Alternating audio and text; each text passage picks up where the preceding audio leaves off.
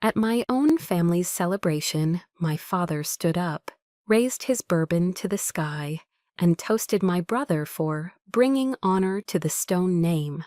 Then he looked at me, cold, flat. As for my daughter, he said to 100 smiling guests, her choices are her weight to carry, not mine. They laughed, I smiled.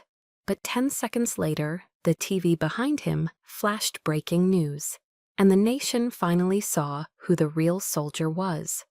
My name is Riley Stone. I'm 33 years old, a Major General in the United States Army. And tonight, my own father reminded me that in this family, titles mean nothing when they belong to the wrong child. It was a sweltering July evening in Missouri, the kind where the air sticks to your skin and the smell of hickory-smoked ribs clings to every breath.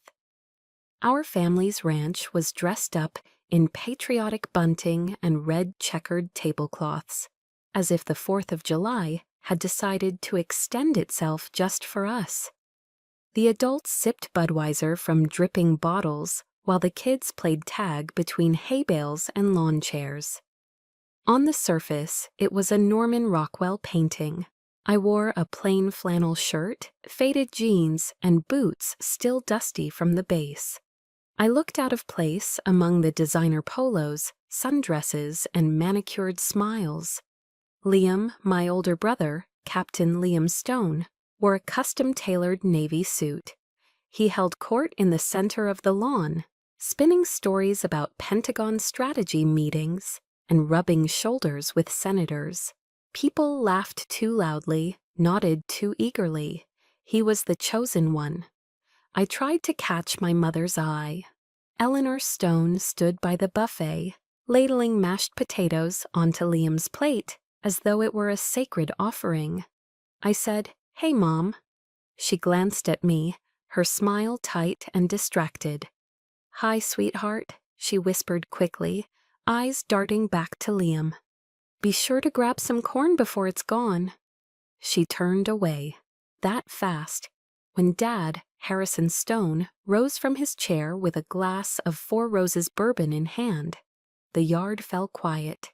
His voice, aged by years of command and arrogance, boomed across the gathering. "I'd like to make a toast." Every head turned, phones dropped, conversations died.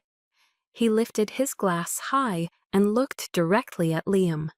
"To my son, Captain Liam Stone, a man who carries the Stone family legacy with honor and brilliance." Applause erupted, whistles, cheers. Pride soaked the air like humidity. Then he turned to me. For a second, our eyes met. His were icy, assessing, and empty. He cleared his throat and added, "And my daughter, well, her choices are her own burden to carry." That was it. No name, no glass raised. Just a dismissal so sharp it sliced through the cheers like broken glass in a punch bowl. The silence that followed was louder than any explosion I'd heard in combat. Even the crickets stopped. I felt my stomach turn to stone. My breath caught. I stood there, suddenly hyper-aware of every person's gaze, shifting awkwardly, of the neighbor's kid's jaw dropping mid-hot dog bite, of the way Liam grinned smugly into his drink. I wanted to vanish. Then came the twist of fate no one expected. The outdoor bar's flat-screen TV, previously playing background baseball highlights, flickered and switched to a Fox News special bulletin. The host's voice was somber. "We've just received confirmation from the Department of Defense." My heart stopped. The screen filled with the Pentagon seal. Then my photograph, in full Army combat uniform. My face, my name, my rank. The Chiron read, "Breaking 33-year-old Major General Riley Stone, the strategic mind behind global AI counteroffensive." The silence was absolute. No one clapped, no one cheered. My father's bourbon glass trembled in his hand, the amber liquid shivering with it. The pride in his eyes drained like a faulty dam. And I didn't smile. I didn't bask in it. I felt nothing, or rather, I felt too much. A flood of rage and sadness and vindication, all battling to rise. But mostly I felt a hollow pit in my chest, as if I'd jumped from 10,000 feet without a parachute, and was still falling. They saw me now, but not as a daughter, only as an anomaly. And still, no one said a word. As I stood there, frozen, my fingers clenched involuntarily around the condensation-slick bottle of water I hadn't even realized I was holding. No one met my eyes, not my uncles, not my cousins, not even the neighbor whose son I'd once pulled out of a flipped pickup during a flash flood. Everyone looked at the ground, at their drinks, at anywhere but me. The TV kept playing, my name again, this time with a scrolling headline about my contributions to the International Task Force against Rogue AI Combat Systems. But no one commented, not a single "that's incredible" or "I had no idea." Just silence. I turned and walked toward the house. My boots thudded against the wooden porch. Each step felt heavier than the last, like the weight of every year I'd spent fighting. Not just wars abroad, but for space to breathe in my own family. I passed the picture wall in the foyer, photos of Liam at West Point, Liam shaking hands with politicians, Liam standing with Dad next to a new truck. My face was nowhere. In the kitchen, I stared at the counter. My mother's strawberry pie sat there untouched. I had made that pie. I brought it, hoping maybe, just maybe, it would earn a small moment of warmth. But no one had asked who made it, and now it sat, like me, unnoticed. Behind me, the back door creaked. I didn't turn. I didn't have to. "You didn't have to storm off," my mother's voice said, soft and full of tension. "I didn't," I replied, barely above a whisper. "I walked," she sighed. "Your father, he didn't mean to hurt you." I let out a bitter laugh. "He didn't even say my name, Mom." She didn't answer, just stood there, probably wringing her hands the way she did when she couldn't fix something without breaking something else. "I'm a general," I said finally. "I've led missions that saved thousands of lives, but I'll never be enough, will I? You don't have to prove anything to us." But I did, and I do, and I think I always will. She stepped closer, but I backed away. I wasn't ready, not tonight. That's when I knew. This wasn't just a bad night. This was the blueprint. This was who they'd always been. And I was done asking for space, at a table that had been set for someone else's success. The bourbon glass in my father's hand trembled when the TV announced my name. But my own hands were steady. That kind of shake, of surprise, of disbelief, I'd experienced it at 23, not 33. After the party dissolved into murmurs and silence, I walked inside the house like a ghost that no one noticed. The sound of crickets returned outside. The laughter was gone. I climbed the stairs, each step groaning under my boots, but no one called after me. Upstairs, the hallway smelled like cedar polish and thyme. I stopped outside the family room.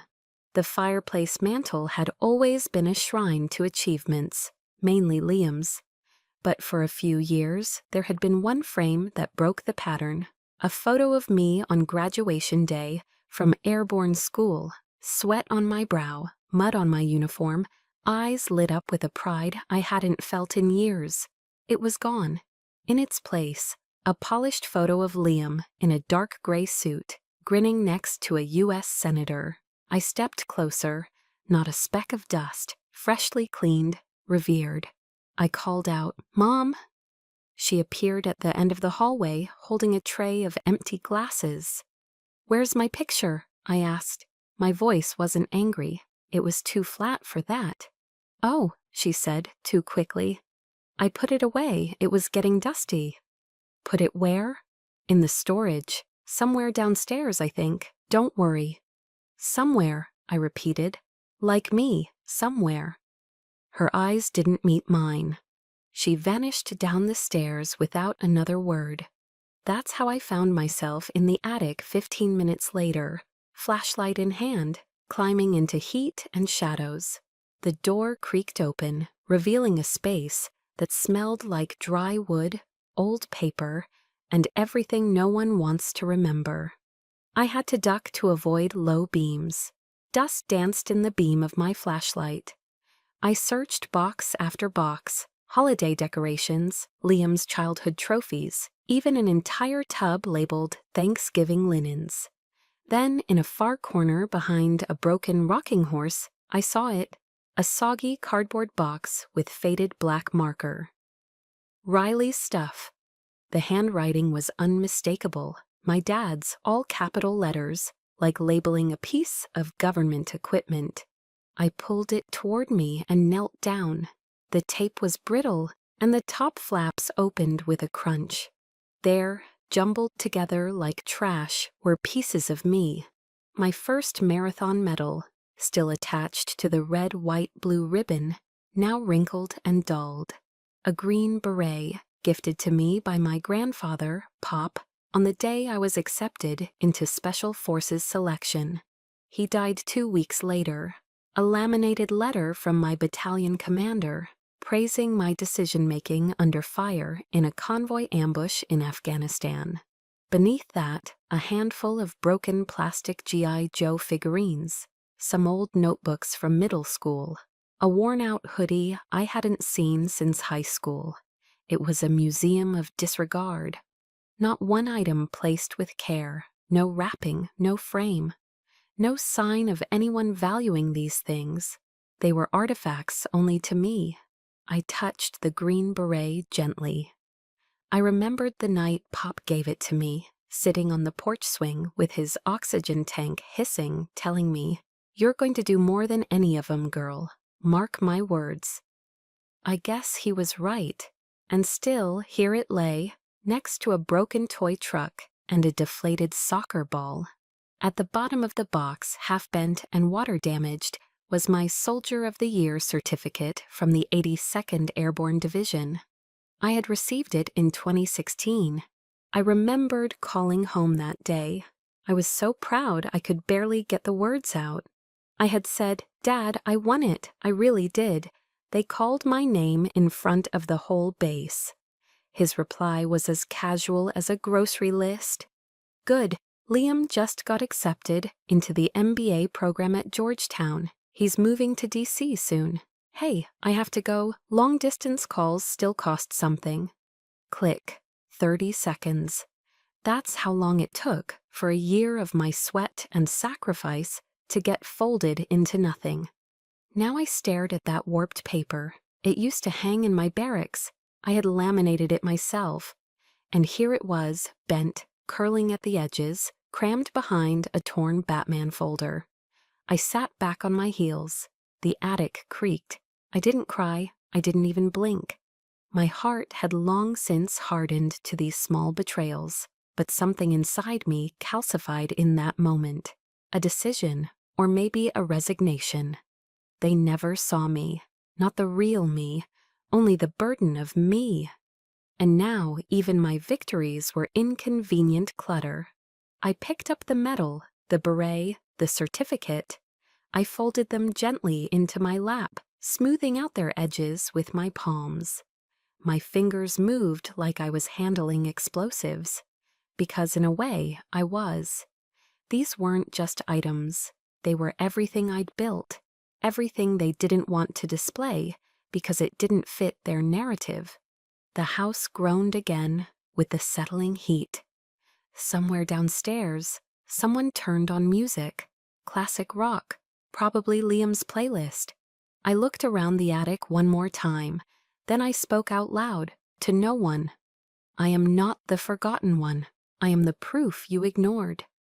And I closed the box again, this time carefully, as if the past deserved at least one person who wouldn't throw it away.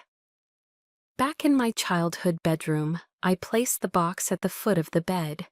The posters were gone, replaced by beige walls and a decorative sign that read "Home Sweet Home."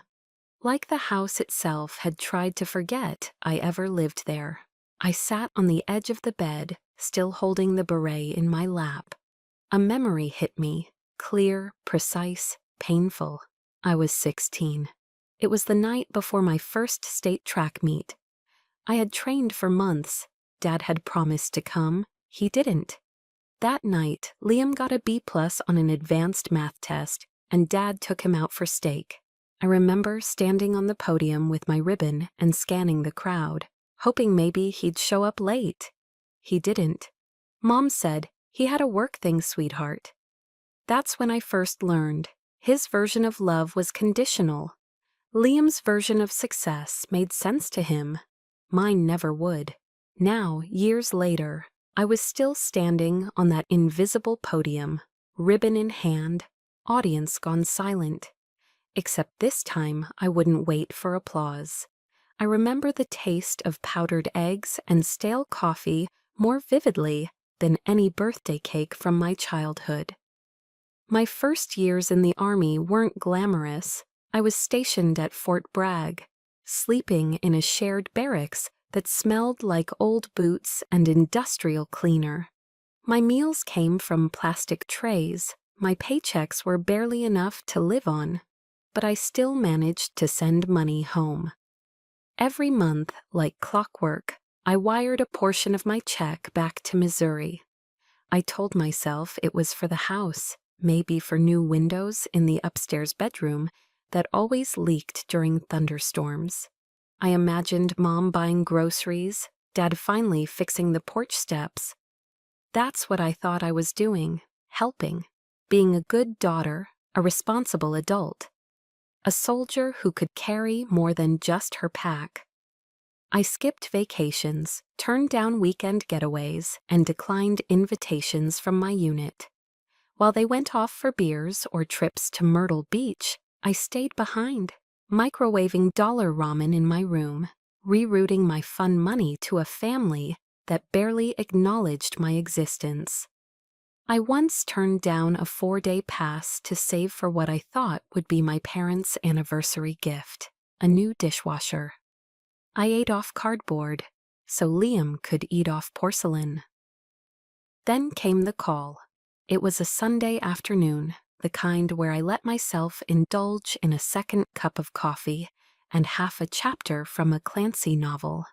Mom called while I was folding laundry. Her voice was cheerful, rushed. "Thanks for the money, honey," she said. Liam looked amazing in that Armani suit. Fit him like a glove, perfect for the New York trip. The networking went great, by the way. You should have seen the photos. At first, I didn't understand. I actually smiled like an idiot. "What photos?" "Oh, you know, from the mixer. That rooftop event at the Empire Hotel. We wouldn't have managed the flights and hotel without your help." My hands froze mid-fold. "You used the money I sent for Liam?" I asked slowly. "Well," she said, hesitating for the first time. "He really needed to look sharp. These opportunities don't come around twice." I don't remember much of the rest of that conversation. I think I made an excuse and hung up. My heart was thudding so loudly I could hear it in my ears. The room spun slightly. I had lived off dollar store groceries, passed on replacing my worn boots, rationed toothpaste toward the end of the month. Also, my golden boy brother could wine and dine in Manhattan. I sat on the edge of my bunk and stared at the floor for a long time. It felt like the oxygen had been drained from the room.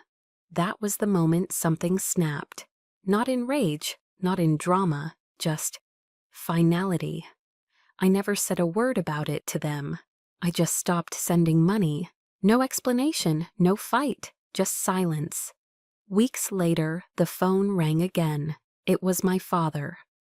"Riley," he barked, "since when did you become selfish, cutting off support to your own family? Do you think you're too good for us now?" I held the phone a few inches from my ear. His voice was familiar, commanding, entitled, like I owed him a report. I brought it back to my mouth and answered, calm and cold. "I'm just learning from the best, sir." Then I hung up. That was the first boundary I ever drew. No arguments, no rebuttals. Just a quiet wall built brick by brick from every ignored sacrifice. It wasn't revenge, it was clarity. Years later, I'd come across a quote by General Patton. "Accept the challenges so that you can feel the exhilaration of victory." That day, the challenge wasn't war. It was knowing when to stop giving to people who saw me only as a pipeline, never as a person. I stopped buying steak dinners for a man who never once asked if I was eating. The strangest part? No one followed up. No one asked why the money stopped. No apology. No acknowledgement. Just a void where expectation used to be. At first, I felt guilty. I'd wake up at night thinking maybe they were struggling. Maybe I was punishing them too harshly. But then I'd remember the way Mom said Armani like it was a magic word, and how Dad's voice dripped with accusation instead of concern. That guilt, it faded fast. I started spending on myself. Not luxuries, just dignity. A decent mattress, a real winter coat. One weekend, I even treated myself to a cabin trip with a few squad mates. We split a six-pack and grilled burgers in the cold. It was the first time I laughed in months. I didn't tell them about the change. I didn't need to. They'd never asked about my life anyway. Only what I could give to theirs. That's when I truly understood. Silence isn't weakness. It's armor. It's strategy. Sometimes the strongest thing you can say is nothing at all. And I wore that silence like a uniform. The last words my father said to me rang in my ears. "You think you're too good for this family?" He never asked if I was okay, never once wondered what it took for me to keep showing up. I carried that silence into the next chapter of my life, the one that finally taught me what real family felt like. It started in a windowless room at the Pentagon during a high-level intelligence briefing. I was one of the youngest officers in the room and the only woman in uniform. The rest were silver-haired generals and career analysts in pressed suits. I had presented a counterinsurgency map of enemy supply routes in the Middle East, built from months of field data and sleepless nights.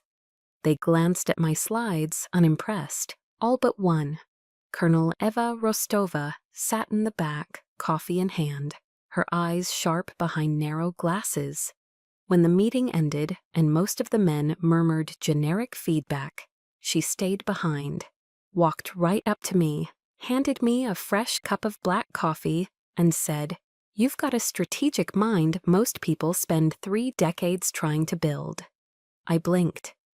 "Thank you, ma'am." "Don't let them reduce you to a parachute and a pretty salute," she added, then walked off.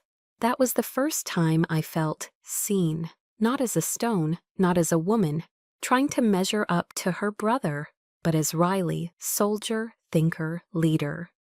Later that year, we deployed to Afghanistan, Korangal Valley. The locals called it the Valley of Death, for good reason. One night we were hit, an ambush from the ridgeline. Gunfire cracked through the cold. We were ordered to fall back immediately. But behind a large outcrop, pinned down and bleeding, was Sergeant Cole Maitre. His leg was shredded. Radio chatter erupted. "Leave him, too risky." But I saw his eyes through the dust, not fear, trust. "Cover me," I barked, breaking formation. I led 2 soldiers through open fire, low crawling and pulling Cole inch by inch until we got him out. That night, in the field hospital, Cole was groggy from morphine. I sat on the edge of his cot. He pulled a crushed chocolate bar from his vest and broke it in half, handing me the bigger piece. "Thanks for not leaving me behind, Major," he whispered. I smiled. "You would have done the same." He shook his head slowly. "Not everyone would have, but you did." That bar was half melted, tasted like chalk, and remains the sweetest thing I've ever eaten. Over time, I came to realize family wasn't who raised you. It was who showed up in the fire. It was early mornings spent sipping bitter instant coffee with tired teammates who hadn't slept but still asked if you were okay. It was the silence after a failed mission, when someone squeezed your shoulder without saying a word. It was the unspoken pact. "I'll carry you when you can't carry yourself." That's what they gave me, what my real family never could. Then came the letter, sent to my APO, handwritten in that sharp, arrogant cursive I knew too well. From Liam. For a split second, I let myself hope. Maybe he'd changed, maybe he finally cared. But no. He wrote to ask me for a favor, said he was trying to get an invite to the U.S. Army Association Gala in D.C. Thought maybe I could pull some strings as a senior officer. Not a single word asking if I was safe or alive. Just a request, another transaction. I folded the letter slowly, walked it to the burn barrel behind our tent, and dropped it in. It flared up in an instant, bright, empty, gone. That night, Cole tossed me another chocolate bar. "Mail call?" he asked, half grinning. I nodded. "Junk mail." We laughed. That was the moment I knew I didn't have to keep chasing a seat at the Stone family table. Because I already had one, out here, in the dirt, among people who would never let me walk alone. And for the first time in my life, I didn't feel like a burden. I felt home. Later that week, Eva pulled me aside before another mission briefing. She looked at me for a long moment, then said, "You know, Stone, leadership isn't about rank. It's about who still follows you when the bullets stop flying." I nodded. Sometimes it's the only thing that makes sense. She smiled, barely. "You've got it. Don't waste it chasing ghosts." Her words stayed with me, because ghosts were exactly what my old life had become. Faint outlines of people who once mattered, now just shadows in my rear view. And I stopped looking back. We made a habit of gathering near the comms tent late at night, huddled around metal mugs and jokes that only made sense to those who had stared down the same barrel. We shared stories, pain, silence. That's where I belonged, not in living rooms lined with polished portraits, but in muddy boots and worn hands that knew how to hold weight. This was my family, not by blood, but by choice. And that made all the difference. It started on a Monday morning like any other. I had just stepped into my office at the Pentagon, coffee in hand, boots still damp from the rain outside. My inbox was already a war zone. I was halfway through reading a briefing when my phone buzzed once, twice, then nonstop. Something was wrong. I looked up. A few colleagues were staring at me across the hallway. Not curious, concerned. Eva Rostova appeared at my door. No words, just a look. She nodded toward the break room. The television was on, and there he was, Ethan Vance, my cousin, in full West Point dress uniform, seated on the Fox and Friends morning set. His smile was modest, his hair was perfect. He was being introduced as one of the brilliant minds behind Operation Iron Echo. My operation. He spoke slowly, reverently, as if recalling trauma that had aged him. "It was the hardest decision I've ever made," he said, voice trembling slightly. "We were losing control of the AO. I had to step in. We pushed back. It cost lives, but we prevailed." I stood frozen. He described, down to the radio commands, terrain layout, even the moment of enemy retreat. Events that only someone in that room would have known. Only me. and then, as if the performance needed an Oscar, he paused and choked up. I still remember the faces of the men we lost. We didn't leave anyone behind. A single tear rolled down his cheek. Eva cursed under her breath. He's using your debriefing notes, word for word. I didn't speak. I couldn't. I stared at the screen as America listened to a lie. Not a misquote, a full-blown hijacking. And I wasn't just erased, I was replaced. The moment the segment ended, I stepped into the hallway and called my father. He picked up after one ring. "Riley," he said, like nothing had happened. "You saw the interview?" I asked. "Of course," he said. "Ethan did great, polished, confident. The country needs heroes like him." I felt my throat tighten. That was my operation. He took my work, my decisions. He sighed. "Look, I told him he could go ahead with it. He needed a boost for his future. This helps the family image. You're already a general. What's the harm in sharing the spotlight a little?" Sharing? He stole it. "You're being selfish," he said. "Don't make this about ego, Riley." Ego. I nearly dropped the phone. To him, this wasn't betrayal. It was strategy, a brand, and I was just a pawn in the Stone family's legacy campaign. "Goodbye, Dad," I said, and I hung up. For a few minutes, I just stood in the hallway, my mind roaring with static. Then my phone buzzed again.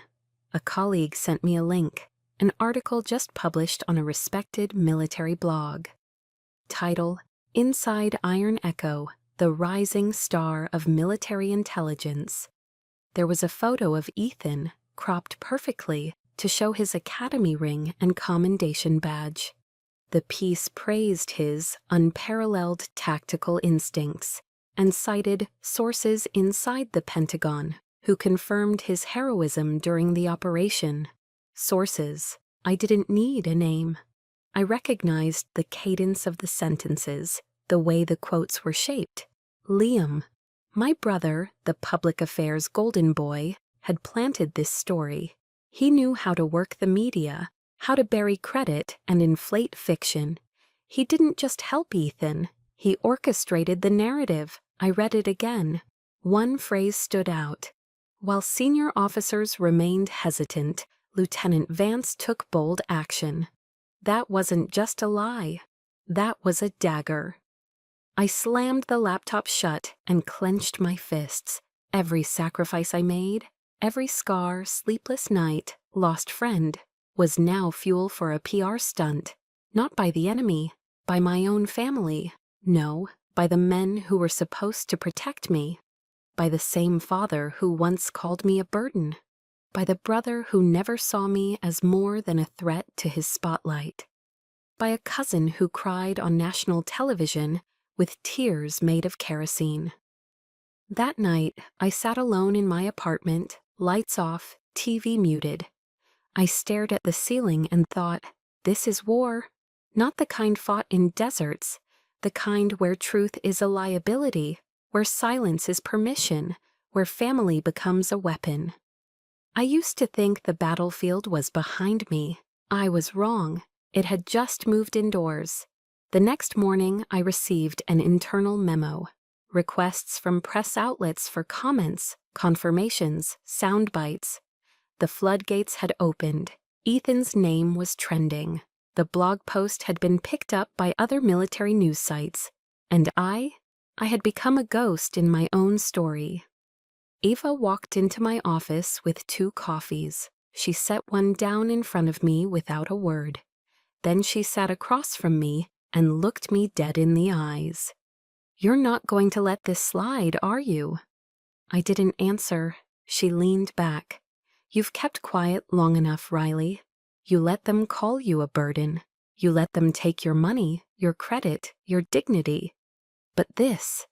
She tapped the desk. "This is war." I took a sip of coffee. It was bitter, strong, the kind that burns on the way down. "I'm done being quiet," I said. She nodded. "Then let's get loud." I opened my laptop, and I started gathering every shred of evidence I had. debrief logs, field reports, chain of command emails, briefing slides with my digital signature. I was going to burn the lie down to the foundation. If they wanted a storm, I'd give them a hurricane. Not just for me, but for every woman who ever sat in a war room and got told her brilliance was just a nice accessory. For every soldier whose silence was mistaken for surrender. I wasn't erased, I was just loading. The email arrived at 0700 sharp. Subject line: Suspension pending security review, priority. I stared at it for a full 10 seconds before opening. The sender was official, Office of Army Personnel Command. The tone was sterile, direct, effective immediately. I was suspended from duty pending an investigation into a potential security breach involving classified drone reconnaissance data. My breath caught. They were accusing me of leaking military intel. 15 years in uniform, no violations, no strikes, not a single missed review. And on the anniversary of my enlistment, July 8, 0600 Fort Jackson. They chose this exact day to send it. Coincidence? No. Precision. The attached PDF outlined the charge. Breach of Category 1 Security Protocol. The name signing off at the bottom wasn't real, but I recognized the alias. MJR Delta. A ghost signature used by high-level clearance staff. Only a handful of people could authorize this kind of action. One of them was General Adrian Kincaid. He'd hated me since the Kabul intel shakeup. I exposed a flaw in his drone command model, cost him 2 contracts and a promotion, and now he was backing Ethan, my cousin, the man who stole my operation. This was retaliation wrapped in protocol, a kill shot by spreadsheet. My hands clenched around the mouse. They weren't just trying to silence me, they were going to bury me. I sat motionless in my empty office. Outside, DC traffic droned like nothing had changed, but inside me, something snapped. Not like a twig, like steel under pressure. The kind of break you don't hear until the damage is irreversible. For years, I'd stayed quiet. When my father called me a burden, when Liam drained my paycheck for Armani suits, when Ethan cried fake tears on national television with my war story in his mouth, I swallowed it. But this wasn't family politics. This was erasure. Institutional, deliberate, coordinated. I leaned back in my chair, fluorescent light buzzing above me, and I remembered something, an old TED Talk I'd watched during my 3rd tour. Brené Brown talking about vulnerability. Vulnerability is not weakness, she said. It's our greatest measure of courage. I never wanted to be vulnerable, but now I had no choice. I could either disappear quietly or detonate. I stood up, walked to the window, and made a decision. I wasn't going to hide. I wasn't going to beg. They wanted a war? They picked the wrong soldier. Instead of calling legal, I pulled out my secure line. It had one number programmed into it. It rang once, twice. Then a voice answered. "I was wondering when you'd call, General." "Spectre," I said, my voice steel flat. "Miss me. I need you to find a ghost, codename MJR Delta." There was a pause, then a laugh, low, amused. "Target acquired," he said. "What's the plan?" "We expose them, every message, every access point, every shell company they used to funnel this garbage. I want the chain of command, full thread. And when we find it," I looked out the window. The Capitol dome glowed faintly in the heat haze. "Then we burn it down." That night, I didn't sleep. I wrote, not a resignation, a war map. I listed every officer who could have authorized the fake report, every known alias tied to Kincaid. I dug through old comm logs, pulled favor strings with 2 intel contacts in CENTCOM, and sent encrypted pings to former comrades who owed me more than drinks. By Oro 300, Spectre sent back his first hit. A shell server in Arlington pinged from an IP inside the Pentagon. They hadn't even tried to hide it. Sloppy, arrogant, typical. By morning, I had the beginnings of a dossier, names, timelines, logins, and a simple, terrifying realization: this wasn't just about me. It was about a system that chewed up its best and handed medals to the ones who smiled best on TV. I thought about every soldier who'd been quietly pushed aside, every woman who got labeled too emotional after speaking truth, every enlisted man whose ideas were stolen by a superior with better connections. This was bigger than Riley Stone. This was rot, and rot spreads unless you cut it out. To those of you listening right now, some of you know exactly what this feels like. You've given everything to a job, a system, a family, and when it suited them, they tossed you aside. I want you to hear me when I say this. Silence is not the same as peace. Sometimes silence is the slow death they want for you. I'm done being quiet. And if they want to know what happens when you corner a soldier, they're about to find out. The next day, my access badge was revoked. I was escorted out of the Pentagon like a criminal. No announcement, no chance to speak. Just a quiet walk past people who used to nod at me in the hallway. Eva Rostova was waiting outside. She handed me a manila envelope without saying a word. Inside were notes she'd taken during the last intel briefing, time-stamped, initialed, with my contributions highlighted. Her message was clear. I see you. It was more than my family had ever done. I nodded, whispered, "Thank you," and walked away. By nightfall, I had moved my operations to a secure workspace Spectre provided in an underground server farm outside DC. We set up dual screens, live comms, and encryption layers even the NSA would blink at.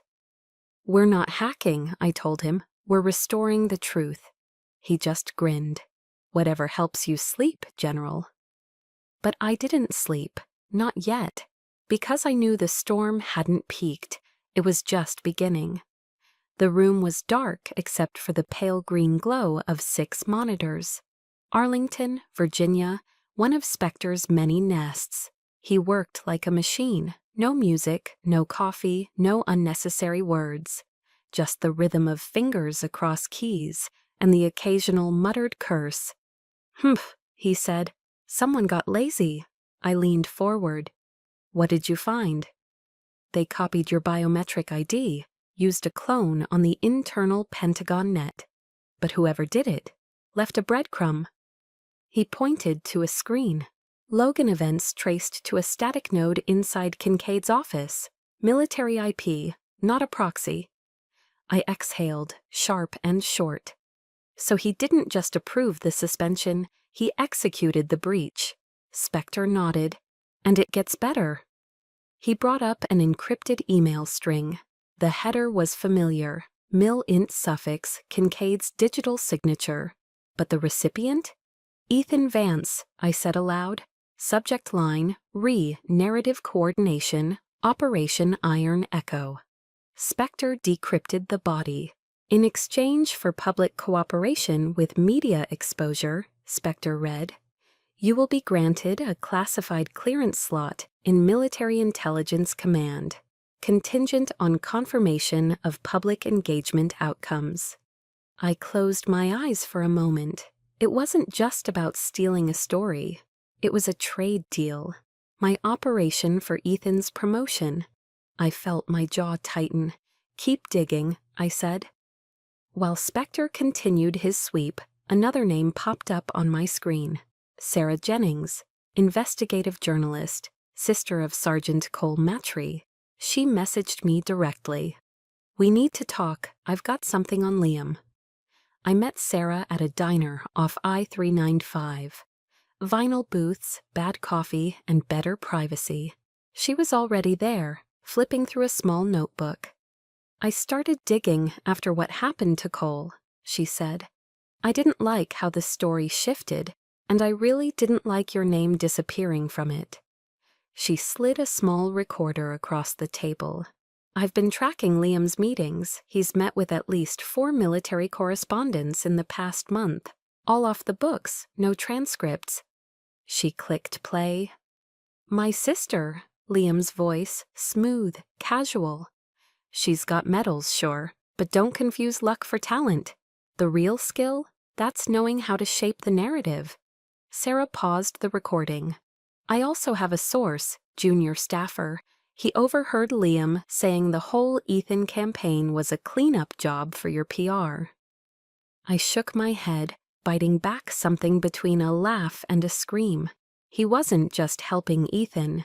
He was positioning himself as the handler, the genius behind the myth. And I was a tool. Sarah pushed a folder across the table. Inside were printouts, journalist communications, metadata from the stories, IPs, timestamps, evidence of pre-written quotes. They planned it all weeks in advance, she said. Before Ethan went on Fox and Friends. I whispered. They knew exactly what they were doing. She nodded. They wanted you out of the story, out of the picture. I left the diner with shaking hands and a folder full of betrayal. Back in Arlington, Spectre looked up when I entered.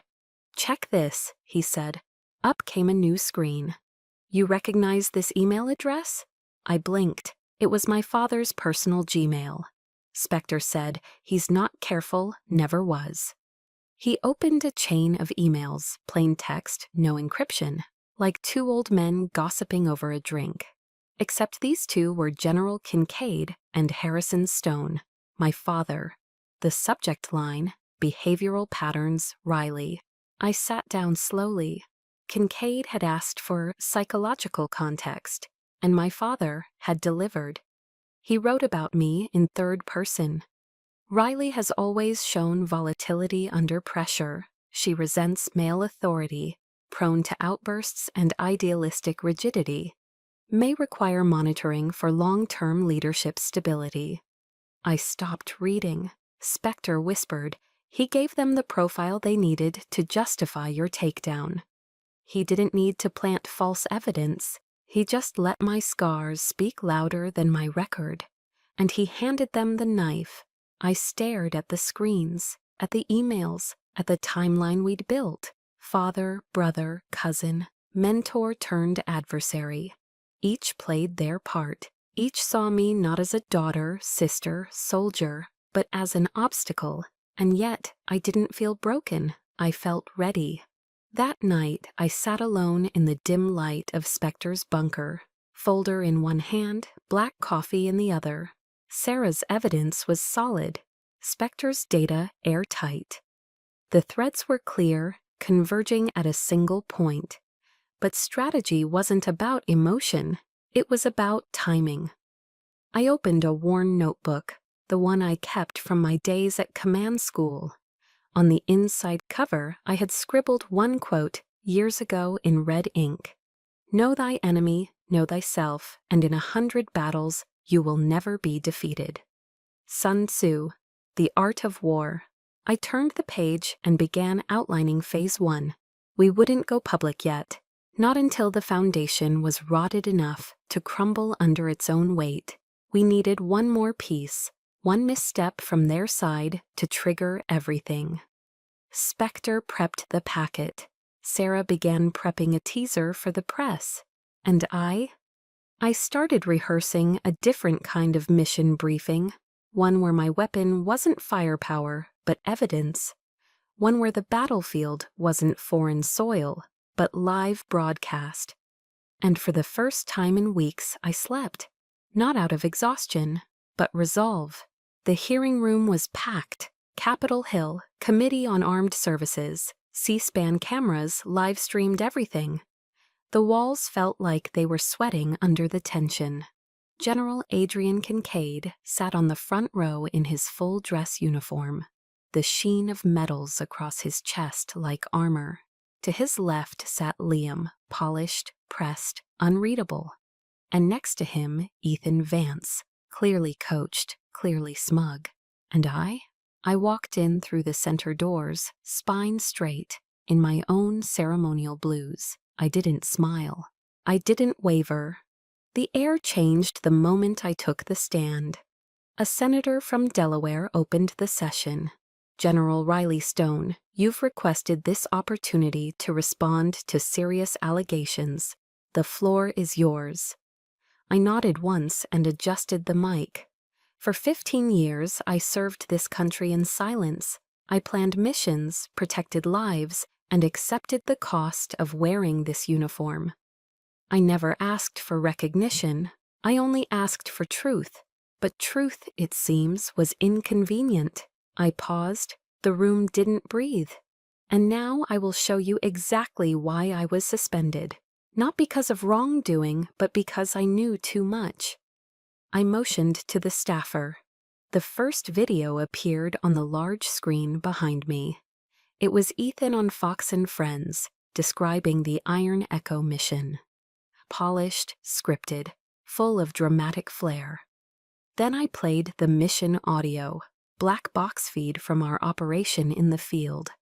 My voice, barking orders, coordinating airstrikes, saving Sergeant Maitre's team under live fire. There was no Ethan, only me. A murmur rolled through the gallery. I raised my hand for silence. Ethan Vance was never on that mission. He told a story that wasn't his and sold it to America. Kincaid's jaw tightened. I nodded again. But he didn't act alone.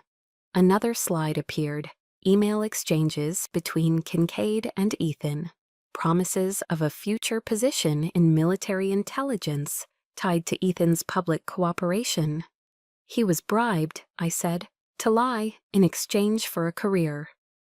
I saw Ethan glance sideways, his hands fidgeting. Let's move on to Liam Stone, I continued. Senior Public Affairs Officer at the Pentagon. I tapped the clicker.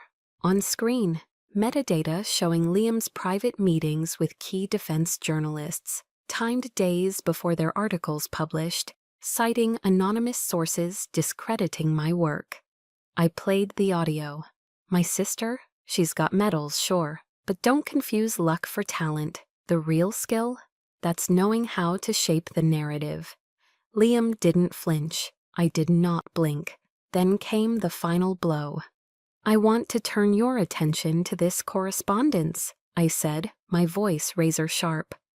Up came the email string from my father, Harrison Stone, to General Kincaid. No encryption, just cold, precise language. Riley has always demonstrated volatile emotional patterns, resists male leadership, prone to acts of insubordination cloaked in moral righteousness. I let the words hang.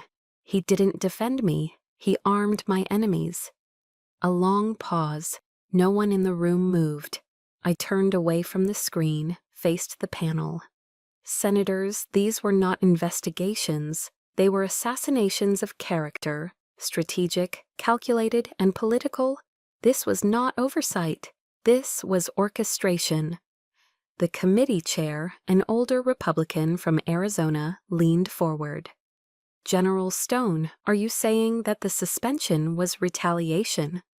I'm saying it was theater, I replied, and they forgot who taught drama in this war. The room cracked, some quiet chuckles from press, the rest still stunned. I closed my folder. I faced General Kincaid. You tried to bury me, but all you did was dig your own grave with documentation. You underestimated me. That's your legacy. Then I turned to Liam. You weaponized the media because you didn't have the guts to confront me in person. That's your legacy. And finally, to my father. You once told me leadership wasn't about glory. It was about sacrifice. I guess you forgot that when you sacrificed your daughter for a dinner invitation. I stepped back from the mic. Not a single hand clapped, but the silence? It was the sound of truth, landing like a gavel. After a long moment, the chair cleared his throat. This committee will enter executive review. We thank General Stone for her testimony. I turned and walked out, head high. War won. I didn't head home after the hearing. I walked straight to the reflecting pool in front of the Capitol, pulled off my gloves, and stared at the glassy surface like it might crack from the weight of everything that had just happened. Eva Rostova called. I didn't answer. I didn't need to. We both knew what this moment meant.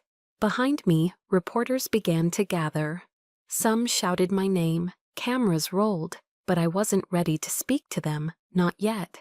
Not until the official transcripts were sealed. Not until the ripples began to hit command chains. That evening, Spectre sent me a message. It's done. Press picked up the footage, trending in under 12 minutes.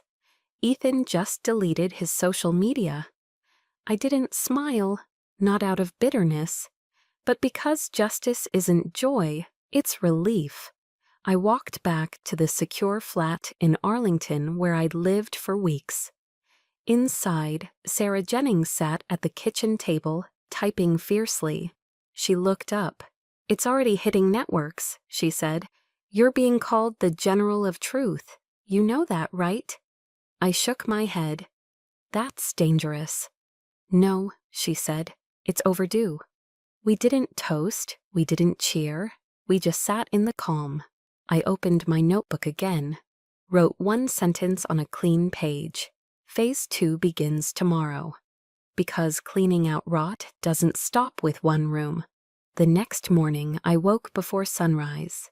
Not out of anxiety, but instinct. The kind you sharpen in war zones when every breath before dawn feels like borrowed time. I sat with black coffee and my father's last email still burned into my memory. He hadn't apologized. He hadn't retracted. There was no follow-up message, just silence. But silence was its own admission. A new message arrived, this time from a junior officer at Fort Bragg. It read, "Ma'am, just wanted you to know, everyone here's watching, and we're proud." One line. But it cut through more than 1,000 press headlines ever could. That's when I realized this wasn't about one hearing or one career. It was about something far bigger. What we normalize, what we excuse, what we choose to challenge. I folded the email, slid it into the front pocket of my notebook. That same notebook held every strategy I had written since this war turned political. Phase 2 would not be about vengeance. It would be about reconstruction. The kind that starts with naming what was broken and refusing to rebuild it the same way. That's how institutions change, one refusal at a time. The air along the Potomac carried a chill that morning, thin, gray, unforgiving. I arrived early, not because I was eager, but because I needed time to breathe before he showed up. I found the bench he'd mentioned in the email, halfway between the footbridge and the boathouse. It was quiet, shielded from joggers and morning strollers. The river moved slowly beside us, like it too was holding its breath. My father arrived 6 minutes late. He looked smaller somehow, slower. His once imposing shoulders seemed to slope under a weight he finally noticed. "Riley," he greeted, voice low. I nodded, not standing. "Mr. Stone." He sat down beside me, hands clasped tightly in his lap. I wanted to say I'm sorry. There was no conviction in his tone, no weight, just air. "For what exactly?" I asked, still watching the river. "For all of it, I suppose," he muttered. "I thought I was protecting the family legacy." I finally turned to face him. "Legacy?" I repeated. "Is that what you call it? A web of lies, control, and betrayal wrapped in a family crest." He winced but said nothing. "I've spent most of my adult life trying to prove myself worthy of your name," I continued. "But your name doesn't mean truth. It means silence, and I'm done living in it." He tried again, this time with that weary paternal softness. that once worked on me as a child. Whatever's happened, I'm still your father. I shook my head. You stopped being my father the day you chose strategy over honesty. When you gave away parts of me to protect a legacy I never believed in. When you tried to erase me and called it love. I pulled the old house key from my coat pocket and set it on the bench between us. That's for the farm. I won't be back. He stared at the key like it might bite him. I stood. This is the last time we speak, I said. Goodbye, Mr. Stone. I didn't wait for a response. I walked away. The wind from the river caught the edge of my coat and pushed me forward. It felt like release. A week later, headlines rolled out like dominoes. General Adrian Kincaid retired with disgrace. No ceremony, no salute. Ethan Vance expelled from West Point. The Academy issued a rare public statement citing ethical violations. Liam reassigned to a quiet base in Montana. He didn't call, neither did I. Sarah Jennings sent me a copy of the transcript, uncut. The hearing now part of public record. Then the call came. General Stone, the president's chief of staff, said over a secure line, "The president would like to offer you a formal promotion and a new strategic advisory post at the White House." I let the silence linger a few seconds longer than necessary. "I'm honored," I replied. "But I'm not interested in a new rank. What I want is to rebuild, on my terms." The line went quiet, then a soft, "We respect that." That evening, I sat with Eva Rostova on the back patio of her Arlington townhouse. She poured 2 bourbons and lit a small fire in the stone pit between us. "You did it," she said. "No," I replied.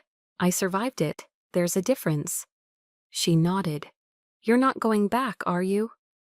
I looked up at the night sky, cloudless and infinite. "No," I said. "I've seen what rot looks like when it wears stars on its shoulders. I want to build something different." She raised her glass. "To burning down what no longer serves." I clinked mine against hers. "To planting something better in its ashes." We sat there in silence, no plans, no strategies, just breathing. For the first time in years, I wasn't fighting. I wasn't chasing approval. I wasn't pretending I was okay. I was simply free. The next morning, I opened the small leather-bound journal I'd carried through every deployment. Most pages were filled with coordinates, strategic sketches, fragments of field intel. But now I turned to a fresh page. At the top, I wrote, "What does a life look like when it's built from truth?" I didn't have an answer yet, but I knew the old answers, the ones handed down by my father, by the institution, by the silent code of duty above all, were done. I reached out to Jax that afternoon. He was already working on something new, a digital archive for whistleblowers inside the defense system, anonymous, encrypted, ironclad. "You in?" he asked. "More than in," I told him. "I'll fund it myself." He whistled low. "Damn, you're not playing around." "No," I said. "I've played their game long enough." Later that day, I went to visit Sergeant Colematry, now in rehab after another surgery. He smiled when he saw me, despite the pain in his eyes. "You took down giants," he said, with words. I shook my head. "With truth," he nodded. "Same thing." Before I left, he handed me something wrapped in cloth. It was his unit patch, faded, scorched on the edge. "I want you to have it," he said, "because you didn't leave me behind, ever." I swallowed hard and slipped it into my coat. That night, I sat by the window with my notebook open again. This time, I wrote, "Let them inherit ashes, I'll inherit clarity." I didn't go back to the Pentagon, I went home. Not to the Stone family farm. I had left that behind with the old key and the ghosts that never learned how to let go. Instead, I bought a modest piece of land on the edge of Jefferson County, Missouri. Acres of oak trees and open sky, far enough from the past but close enough to rebuild something honest. That's where I founded the Stone Institute for Honorable Leadership. The name wasn't about pride, it was reclamation. I was taking back the word stone, not for legacy, but for foundation. The Institute became a sanctuary, not of silence, but of voice, a place where young officers, returning veterans, and civilian leaders came to learn the kind of strength that doesn't shout, the kind that holds. We taught ethics in combat, humanitarian strategy, resilience of the mind. We told the truth about war, not just its violence, but its moral weight. What it takes to keep your humanity intact when everything around you asks you to surrender it. Some days were hard. There were faces in those lecture halls that reminded me of my own reflection a decade ago, tight-jawed, closed-hearted, trying not to drown in invisible wounds. But then someone would stay after class, ask a question, cry, laugh, offer a story. And healing would begin, not from me, but from the space we'd made together. One overcast afternoon in early spring, my mother showed up. I was kneeling in the memorial garden, pulling out winter weeds when I saw her brown boots step onto the gravel path. She didn't say anything right away, just crouched beside me and picked up the trowel I'd set aside. We worked in silence, the kind that wasn't empty this time, but willing. When the last flower bed was cleared, she reached into her coat pocket and placed something in my palm, my first marathon medal, the one I thought they'd thrown away. It was polished, smooth, like it had been waiting. "I'm sorry," she whispered. "I wasn't brave." I didn't say anything. I didn't need to. I just closed my fingers around the medal and nodded. I wasn't forgiving her for the past. I was forgiving myself for carrying it so long. Weeks passed, classes grew, applications tripled. One evening I stood at the back of the main hall, watching a group of cadets laugh over their notes and coffee. The whiteboard was still marked with notes from the last session: philosophy, tactics, purpose. That night I wrote a new lecture. Not about victory, not about medals, about betrayal, loss, and how those things, if faced with courage, can shape the kind of leader no school can fabricate. I opened class the next morning without preamble. "What makes a leader worth following?" I asked. Silence, and then stories came about broken commands, saved lives, mentors who had failed, and moments they could have given in, but didn't. When it ended, I walked to the board and wrote 4 words: "Honor is not inherited, it is built." I stood beside it for a moment, the marker still warm in my hand. That was the legacy I wanted, not one carved in stone, but one planted, watered, lived, and finally let go. That night, after everyone had gone, I walked the perimeter of the land. The stars were clear above Missouri, unbothered by memory, untethered from bloodlines. I found myself thinking not about battles or hearings or betrayals, but about the simple rhythm of rebuilding, of mornings that began with black coffee and the hum of cicadas, of veterans in work boots clearing trails behind the lecture hall, of planting something that would last longer than I ever would. I kept a stack of books in my office, worn copies of Marcus Aurelius, Seneca, Epictetus. Most had notes in the margins, left there from my time in Kabul, in Seoul, in Arlington. I taught from them not as doctrine, but as invitation, to examine, to choose, to live with principle when applause and rank were gone. One of our cadets, a young woman named Ortiz, stayed late one evening. She was restless, eyes sharp. "Ma'am," she said, "how do you know when to stop fighting?" I thought of my father, of Ethan, of Liam, of the battlefield and the boardroom and the Senate floor. When the battle costs you more than the wound, I said. When you realize peace is not the absence of conflict, it's the presence of alignment. She didn't write that down. She just nodded, and that told me she understood. I wasn't building a legacy of power. I was building a place for truth to breathe. And that was enough. If you've stayed with me all the way here, thank you. This wasn't just a story about betrayal and power. It was about choosing who we become after the ashes. Maybe, like me, you've carried wounds others never saw. Maybe you're still rebuilding. I hope Riley's journey reminded you that truth, when lived out loud, can be healing. If this story meant something to you, hit subscribe. Share it with someone who needs it, and let me know. What does your legacy look like? Until next time, stay strong, stay true.